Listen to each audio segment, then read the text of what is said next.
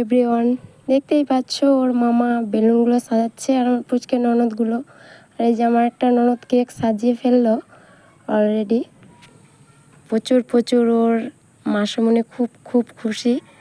ওই জন্য এই যে দেখতেই পাচ্ছ অনেক সুন্দর করে টেবিলটা সাজিয়ে ফেলেছে,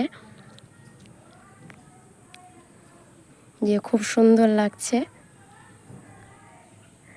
সো এইদিকে আমার পুচকে ননদগুলো সাজাতে খুব ব্যস্ত। এই যে আমার একটা পুচকে সোনা, আমার ছোট্ট বুনু। আর এদিকে অলরেডি সাজানো হয়ে গেছে।